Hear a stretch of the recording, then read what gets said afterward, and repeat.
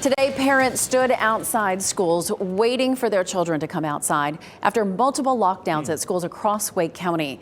Those lockdowns are possibly coming from threats like this one you see here that a parent sent us, which lists the schools someone is threatening to, quote, shoot up.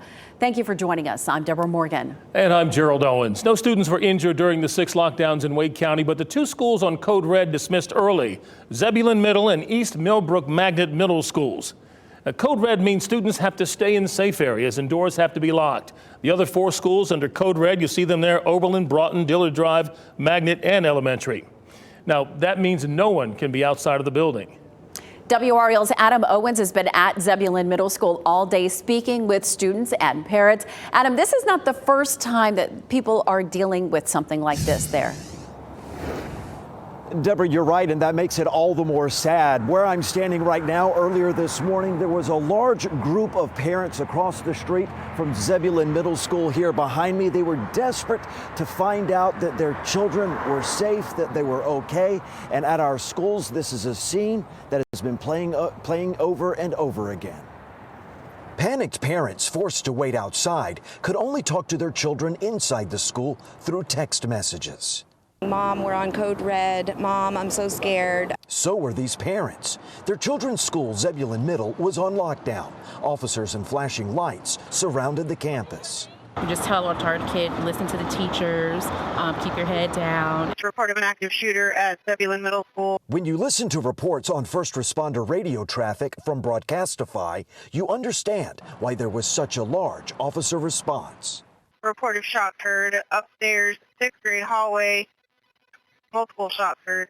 That report came in a text to 911. Parents were also concerned by threatening posts to social media, like these, showing weapons, a map to the school, and a racially charged one threatening to shoot up schools. We had a social media threat that we needed to take very seriously. While officers searched the school room to room, parents could only wait. Finally, investigators told them no threat was found and no one was injured. We're going to begin releasing in just a short while. We were there when 7th grader Ariana Faison was reunited with her mother, Deanna.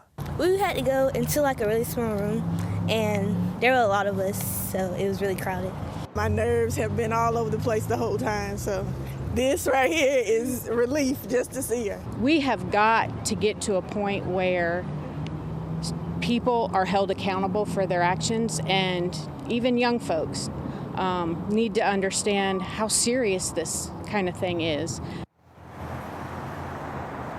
And Deborah, we want to point out again, make sure people understand there was no threat, there was no weapons that were found at this school, according to the officers who searched every room in the school here behind me. And this is not the first time, as you mentioned, that they have dealt with a similar situation here at Zebulon Middle. It was only earlier this week, WREL was reporting that there had been a threat here at the school. Again, it was something else posted to social media, Deborah. Boy, anxious time for students, for parents, and law enforcement alike. Adam Owens reporting live in Raleigh.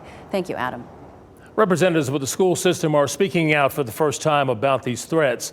The chairwoman of the Board of Education says one threat is too many. School leaders are debating ways to deal with the excessive threats. We asked how they're helping students and parents cope with anxiety and stress brought on by these events. Are there any resources for students and families to take advantage of after, this chaos? There's always your student counselor that families and students can reach out to. We also have a list of resources on our website, and making sure that parents and students are checking in with one another to make sure that they're having those conversations at home